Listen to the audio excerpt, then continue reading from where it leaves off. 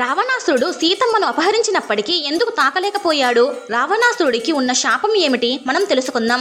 ఒకసారి రావణాసురుడు తన సోదరుడైన కుబేరుడి నివాస స్థలానికి అతిథిగా వెళతాడు. ఆ రోజు రాత్రి రావణాసురుడు విశ్రాంతి తీసుకుంటూ ఉండగా ఒక సౌందర్యవతి బాగా అలంకరించుకుని అటుగా వెళ్లడం గమనిస్తాడు. ఆమె అందానికి వివసుడై వెళ్ళి ఆమె చేతిని పట్టుకుంటాడు.